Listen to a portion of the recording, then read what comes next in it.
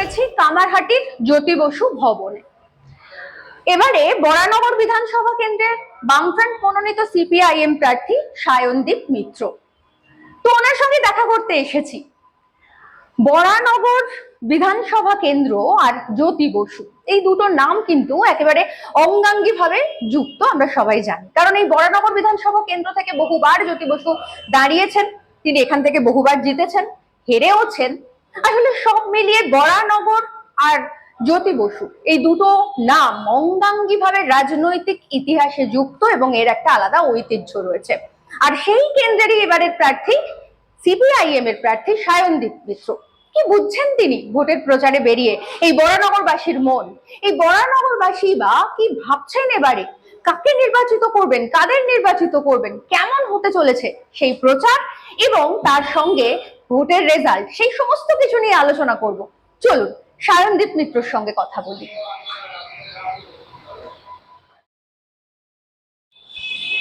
এই মুহূর্তে আমি রয়েছি বরানগর বিধানসভা কেন্দ্রে বামফ্রন্ট মনোনীত সিপিআইএম প্রার্থী সায়নদীপ মিত্রের সঙ্গে।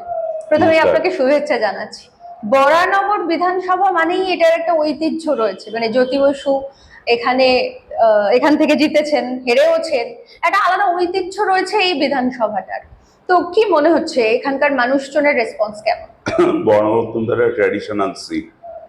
জ্যোতিবাবু নির্বাচিত হয়েছেন, আরএসপির নেতা মতীশ রায় তিনি নির্বাচিত হয়েছেন, পূর্তমন্ত্রী একেবারে বামফ্রন্ট সরকারের শেষ দিকে অমর চৌধুরী তিনি নির্বাচিত হয়েছিলেন। বরানগর একটা খুব ট্র্যাডিশনাল জায়গা, খুব অতীত আসা মানুষ এই বরানগরের মাটিতে পা রেখেছেন, তাদের সঙ্গে সম্পর্ক আছে। রাজনৈতিক নেতৃত্ব বাদ দিয়েও ধরুন শশীপদ বন্দ্যোপাধ্যায়ের মতন সমাজ সংস্কারক, রবীন্দ্রনাথ ঠাকুরের স্মৃতি বিজড়িত বরানগর, শ্রীরামকৃষ্ণ শ্রী চৈতন্যদেবের স্মৃতি বিজড়িত বরানগর, তারপর আমি বলছি মানিক বন্দ্যোপাধ্যায়, তারা বরানগরের সঙ্গে যুক্ত।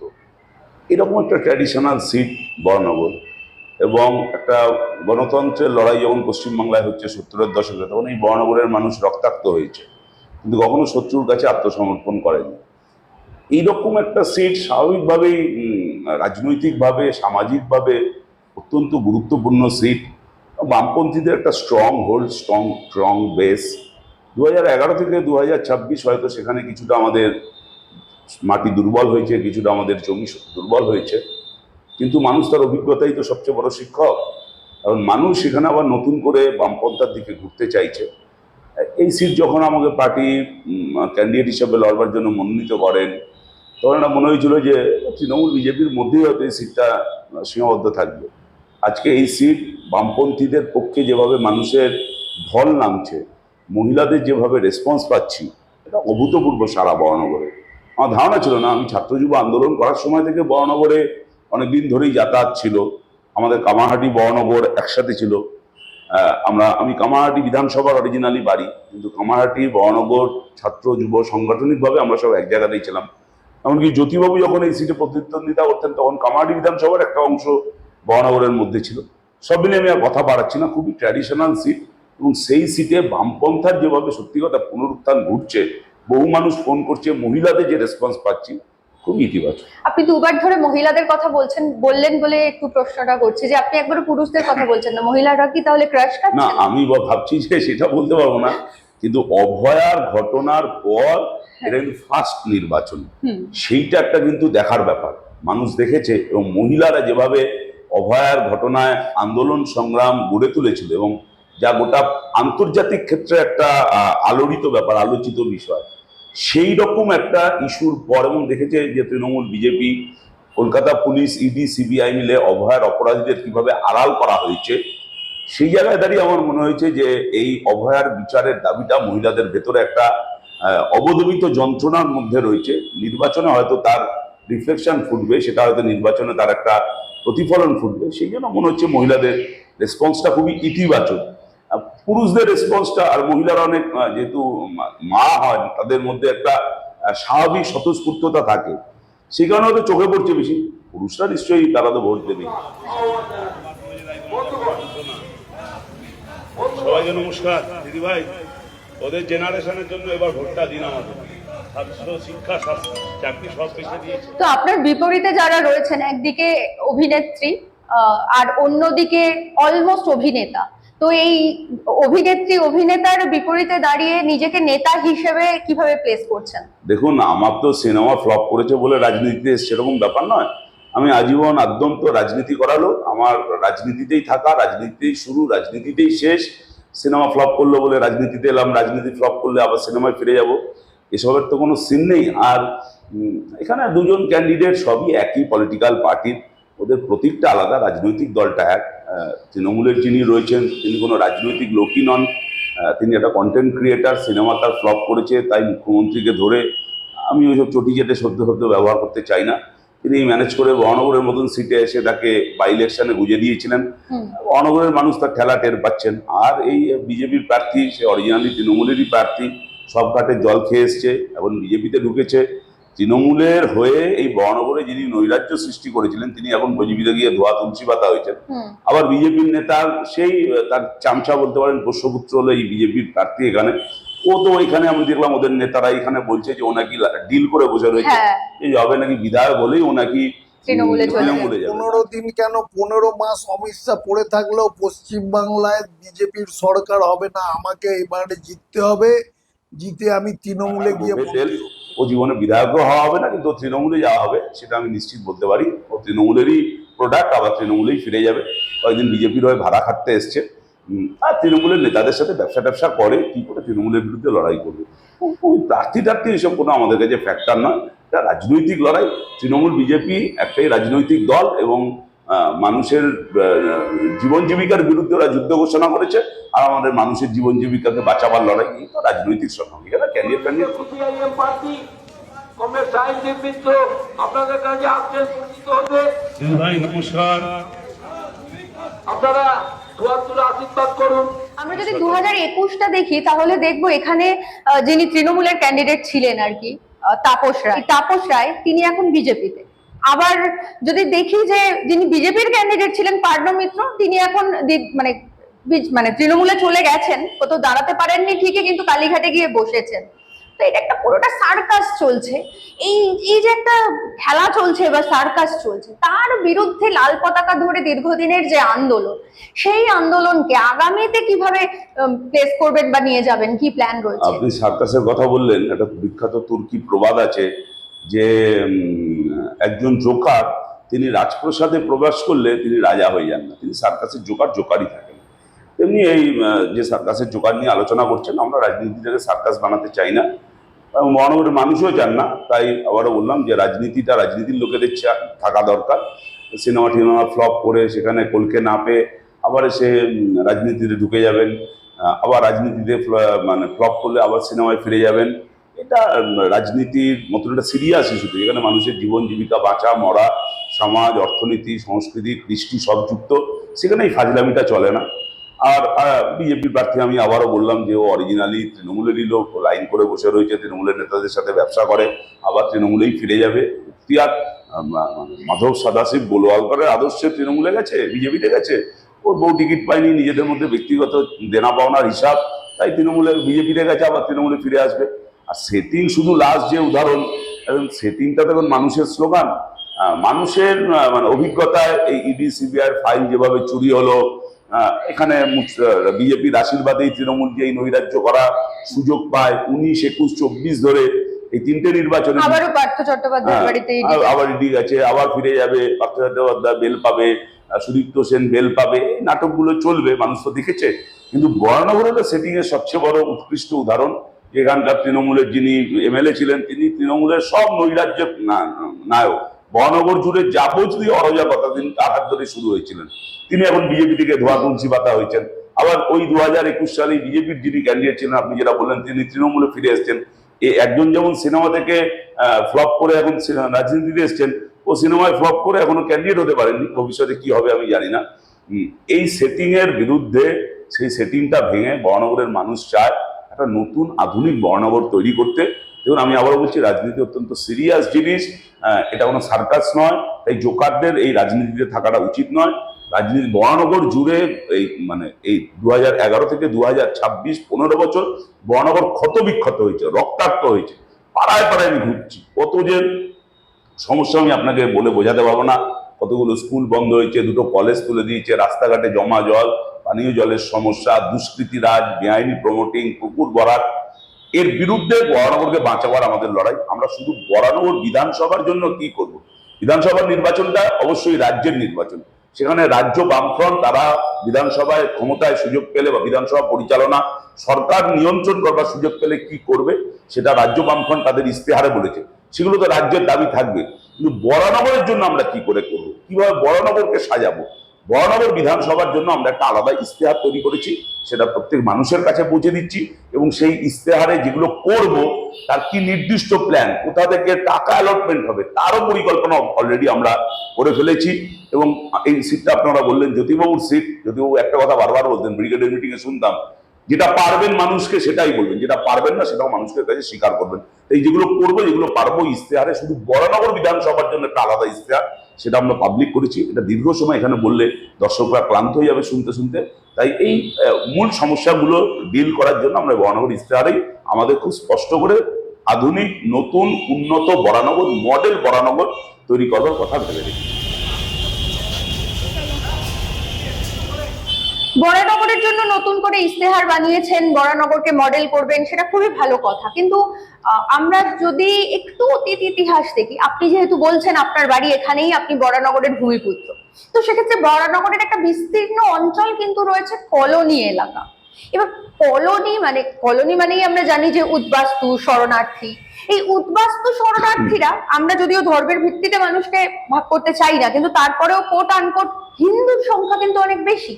তো সেক্ষেত্রে তারা যখন এসেছেন তখন কিন্তু একমাত্র এই বামপন্থীরাই তাদের পাশে ছিলেন, আর কেউ ছিল না, কোনো রাজনৈতিক দলই ছিল না। তো তারা এভাবে মুখ ফিরিয়ে নিয়েছিলেন কেন বামপন্থী? আমি কারণ তো অনেকগুলো কারণ, একটা ওভার দ্য ইয়ার নানান ঘটনাবলী তার একটা রিফ্লেকশন আছে। আমি বলছি যে উপার বাংলার উদ্বাস্তু মানুষ, তাদের জন্য লড়াই আন্দোলনের ইতিহাস আপনারা বললেন। একটা রাজ্য সরকার, বামফ্রন্ট সরকার, তাদের জন্য একটা আলাদা মঞ্চ তৈরি করেছিল, মিনিস্ট্রি, এবং উদ্বাস্তু আন্দোলন, ইউসিআরসি, তাদের সংগঠন কমিটি তৈরি হয়েছিল। এই কলোনি এলাকায় পায়ের তলায় জমি, মাথার উপর ছাদ, সেগুলো বামফ্রন্ট সরকারের বা বামপন্থীদের লড়াইয়ের মধ্যে দিয়েই ওপার বাংলার সব হারানো ছিন্নমূল উদ্বাস্তু মানুষ তারা পেয়েছিল।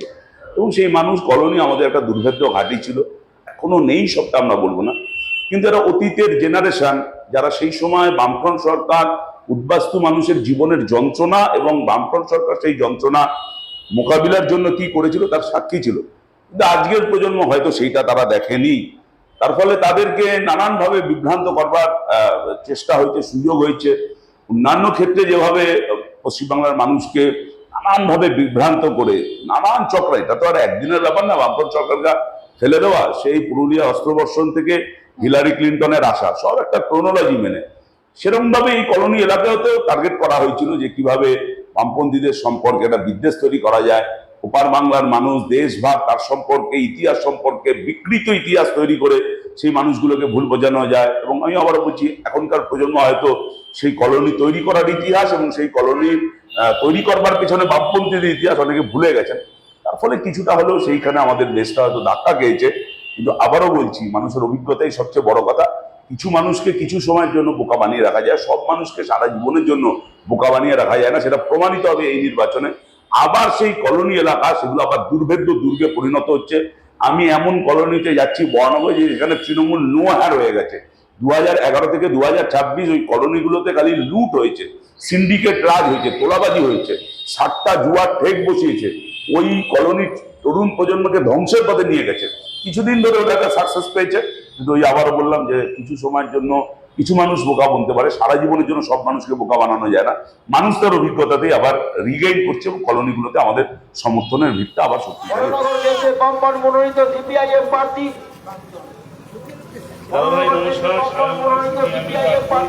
কংগ্রেস সাহিত্যের মিত্র আপনাদের সঙ্গে মিলিত হতে আসছে। আপনি যেটা বললেন যে তৃণমূল, মানে তৃণমূলটা আপনি বলেননি, আমি বলছি যেহেতু সরকারে, তো সেক্ষেত্রে সরকার করার ক্ষেত্রে তৃণমূল কলোনি এলাকাগুলোকে টার্গেট করেছিল। তো আমি টার্গেট শব্দটা অবশ্যই ব্যবহার করব না, কিন্তু এই কলোনির জন্য আলাদা করে যদি আপনি ক্ষমতা মানে ভোট পান, মানুষের ক্ষমতা নিয়ে বিধানসভায় যান, তো এই কলোনির জন্য আলাদা করে কি মানে ভাবছেন? আমি তৃণমূল শব্দটা বেশি ব্যবহার করি না, অনেকে এটা একটা অশ্লীল শব্দ হিসাবে দেখে, সেই জন্য আমি একটু কম ব্যবহার করি। এখন এটা ঠিকই বলেছেন, কলোনি এলাকার মানুষের একটা বিরাট সমস্যা হচ্ছে। আমরা এইসব জায়গায় যেখানে পৌঁছচ্ছি, রাস্তাঘাট একেবারে ধ্বংস হয়ে গেছে, ভেঙে পড়ছে। কলোনি এলাকায় পানীয় জলের সমস্যা যে কি ভয়াবহ, দুর্বিষহ, আপনারা ভাবতে পারবেন না, না দেখলে। 6 ফুট নিচে গিয়ে কলের লাইন। আরে যে তৃণমূলের নেতাগুলোর আন্ডারগ্রাউন্ডে চলে যাওয়ার কথা, তারা বহলতবিতে ঘুরে বেড়াচ্ছে, আর কলের লাইন আন্ডারগ্রাউন্ডে চলে গেছে। সেই জায়গা থেকে জলের একটা বড় সমস্যা। এখানে অনেক নিম্নবিত্ত মানুষের যেখানে যেখানে বাস আছে, সেই সব জায়গায় মানে আবাস যোজনার বাড়ির টাকা সেটাও চুরি হয়ে গেছে, সেটাও লুট হয়ে গেছে। এই কলোনিকে কেন্দ্র করে বিভিন্ন ধরনের সরকারি স্কুল তৈরি হয়েছিল, সবকটা সরকারি স্কুল প্রায় ধুঁকছে, নয় বন্ধ হয়ে যাওয়ার জোগাড়। এগুলোকে আমরা রিগেইন করব। আমি আবারও বলছি যে রাস্তাঘাটের জন্য যে টাকা বরাদ্দ, সেই টাকা তৃণমূল চুরি করেছে, তাই রাস্তারই হাল। সেই টাকা নির্দিষ্টভাবে বরাদ্দ হয়ে যত দ্রুত সম্ভব নির্বাচিত হওয়ার পরে সেই রাস্তাগুলোকে ঠিক করা হবে। কামারহাটি মহানগরে জয়েন্ট ওয়াটার ওয়ার্কসের প্রকল্পের জল, এটা কামারহাটি মহানগরের সবার আগে পাওয়া উচিত, অন্য পৌরসভা পাচ্ছে, আর মহানগরের মানুষ জল সংকটে ভুগছে, সেই জলটা সেখানে পৌঁছানো হবে। এখানে জমা জলের একটা বড় সমস্যা, বাগজোলা ক্যানাল, সেটা সংস্কার। সেই অমিতাভ নন্দী যখন দমদমের সাংসদ ছিল তখনই যা লাস্ট হয়েছিল, তারপর যে টাকা বরাদ্দ হয়েছে সেই টাকাটা মেরে লোপাট করে দিয়েছে, চুরি করে নিচ্ছে, কিন্তু বাগজোলা খাল সংস্কার হয়নি। ফলে বহু কলোনি এলাকার মানুষকে সামান্য জলে মানে বৃষ্টিতে জমা জলের নিচে থাকতে হয়। সেই বাগজোলা ক্যানাল সংস্কার হবে, 2টো পাম্পিং স্টেশন তৈরি হবে, একটা ড্রেন ওয়ার্ক তৈরি হবে, সেই গোটা বাগজোলা খালটা জরিপ করা হবে। এবং আমি বলছি কলোনি এলাকায় যুবদের জন্য কর্মসংস্থানের ব্যবস্থা। আমরা তো আমাদের বামফ্রন্ট ইস্তাহারে বলেছি যে প্রত্যেকটা পরিবারে একটা পার্মানেন্ট চাকরি, ন্যূনতম একটা, প্রত্যেকের বাড়িতে বিদ্যুৎ ফ্রি। আর এখানে 2টো বড় কাঠশিল্প কলকারখানা ছিল, সেগুলো দখল হয়ে যাবে কিনা জানি না, আমরা প্রমোটিং হবে কিনা জানি না, বিআই এবং আরআইসি। সেই জমিতে আমরা বলেছি যে কর্মভূমি হাব তৈরি হবে, সেখানে যুবদের স্পেশাল স্কিল ডেভেলপমেন্টের ব্যবস্থা হবে। যতদিন না চাকরি পাচ্ছে সেই স্কিল ডেভেলপমেন্ট সেন্টারে, যেটা বামফ্রন্টের ইস্তাহারে আছে, নেতাজি সুভাষ প্রকল্পে 2000 টাকা করে মাসে টাকা দেওয়া হবে। আমরা স্কিল সেন্টার করছি, আর এই বিভিন্ন কলোনির আশেপাশে তৃণমূল অবৈধ সাট্টা, জুয়া, মদের টেক তৈরি করেছে। এটাই বিকল্প। গোটা মহানগরের জন্য যেরকম প্ল্যানিং আছে, আবারও বলছি উদ্বাস্তু কলোনি এলাকার মানুষের জন্য সেরকম প্ল্যানিং আছে। আরো একটা বড় বিপদ এখানে আমরা গিয়ে দেখছি, এই বিজেপির নির্দেশে, তৃণমূলের সাহায্য নিয়ে এই কলোনি এলাকায় বহু মানুষের নাম ভোটার তালিকা থেকে এসআইআর এ বাদ দেওয়া হয়েছে। সেই মানুষের ভোটাধিকার ফিরিয়ে দেওয়াটাও আমাদের কাছে একটা বড় লড়াই। কি মনে হচ্ছে ভোটের দিন এখানকার পরিবেশটা কেমন থাকবে? কারণ এর আগে আমরা দেখেছি বরানগর এলাকা কিন্তু রক্তাক্ত হয়, এমনকি তন্ময় ভট্টাচার্যকে দেখেছি 2 হাতে কলার চেপে ধরার সেই ছবি আমরা ভুলিনি, মনে আছে তো। মানে ওই আসল দিনের ফাইট কেমন? এবার যা তৃণমূলের চেহারা দেখছি, কলার ধরার মতো লোক পাওয়া যাবে না। আর তৃণমূল এবার বুঝেছে পাবলিকের মার কেওড়াতলা পার, বাড়াবাড়ি করবে বলে আমার নিশ্চিত বিশ্বাস হয় না। আমি বিশ্বাস করি যে মানুষ তার গণতান্ত্রিক অধিকার স্বাভাবিকভাবে, সুস্থভাবে, শান্তির সাথে প্রয়োগ করবার সুযোগ পাবে। কোনো বেয়াদবি এবার মহানগরের মানুষ বরদাস্ত করবে না। এবং আমার ধারণা যে তৃণমূল সেটা মেসেজটা পেয়েছে, বার্তা পেয়েছে। বিজেপির কথা আমি তো বলবোই না, শুনে এই বিজেপির নেতা, যেমন আমাদের পার্টি, আমাদের বামপন্থীর আন্দোলন যে আমাদের রাজনৈতিক সংস্কৃতি শেখায়, তাতে কোনো রাজনৈতিক দলকে, আমি এতক্ষণ ইন্টারভিউ দিলাম, কোনো রাজনৈতিক দলের কোনো নেতাকে আমি ব্যক্তিগত আক্রমণ করি না, এটা আমার শিষ্টাচারের মধ্যে পড়ে না। তারপর তৃণমূলকে যদি চোর জোচ্চোর তোলাবাজ বলতে হয়, বলার পর তৃণমূল তার ক্ষমা চাইতে হয় না, এইটুকু হিম্মত আমাদের আছে। তাই বিজেপির প্রার্থীরা দেখবে যে তৃণমূলের নেতাকে বাইরে উপরে মিটিংয়ে বড় বড় কথা বলবে, তারপর ফোন করে কুণাল ঘোষের মতো একটা বেহায়া নেতার কাছে ক্ষমা চাইবে। হ্যাঁ দাদা বলুন, আপনি না কি পুরো বললে? আপনি কি তুমি এটা কি বললে? আমি যেখানে খাবার দেখি আমি চলে যাই। আর ধরো তখন বলতে হবে আমি কি করব বলুন? হ্যাঁ ওটা তো মজা করেছি, ওটা তো আপনি বোঝেন। আর শিবাজিদা নেমন্তন্ন করেনি, দেখেন আমার মানে আমি শিবাজি দাকে আমি নিজে ফোন করেছি। হোয়াটসঅ্যাপ মিসড কল আমার গোদা গোদা করে সব স্ক্রিনশট। দাদা আমি আপনাকে একটা ছোট্ট করে বলি, এটা আপনার আর আমার মধ্যেই নিশ্চয়ই থাকবে। সেটা হচ্ছে যে আমি কিন্তু ওর কথাই বুঝতে পেরেছি। আমি 2টো প্রশ্ন করেছি, যে আপনাকে কি কুণালদা আসার আগে বলেছে না বলেন? হ্যাঁ আপনি আমার সেটা বলুন তো। আপনি ওকে জানিয়েছিলেন এক্ষুনি ঢুকছি থাকো? না না, আমি আমার সত্যিই বলেছে। ও আমায় আমন্ত্রণ করেছে, আমার হচ্ছে আমি বাইরে থাকবো, যদি ফিরতে পারি যাবো, এই তো। আচ্ছা না ঠিক আছে, আমি ভেবেছিলাম আপনি যাওয়ার আগেও ফোন করেছেন। আমি শুধু দুটো কথা ওকে ওটা বলি। পাড়া বলে আমি আবার যাওয়ার আগে কি ফোন আরে করবো? আমি তো সেটা বলেছি, ওর পাড়াও যেতেই পারে। এখন দাদা আমাকে তো খেলতে হবে, আমাকে তো বাঁচতে হবে, আমার তো দাদা গোষ্ঠী ষষ্ঠী আমি বুঝে। বলছি যে এইসব আমাদের করতে হয় না। সেই কারণে দাঁড়িয়ে তৃণমূলের বিরুদ্ধে মানুষের একটা যে ঘৃণা রয়েছে, তৃণমূল আমি ওই জন্য বললাম যে মানুষের কাছে সবচেয়ে ঘৃণিত শব্দ। আর এই বিজেপি তৃণমূল তাদের আন্ডারস্ট্যান্ডিং থেকেই মানুষ বুঝতে পারছে যে দুটো রাজনৈতিক দলের মধ্যে কোনো পার্থক্য নেই। তাই আমার মনে হয় মানুষ একেবারে স্বতঃস্ফূর্ততা উৎসবের মেজাজে পরিবেশে তৃণমূল বিজেপিকে গোহারা হারানোর জন্য এবার রাস্তায় ঢল নেমে তারা হঠাৎ করে কাল বৈশাখী চৈত্রের শেষ বেলা পাতা ওড়ে নাকি, গত বছরের মায়া ভেঙে যাবে বলে রাজপথ ভেসে গেছে অচেনা কাজলে।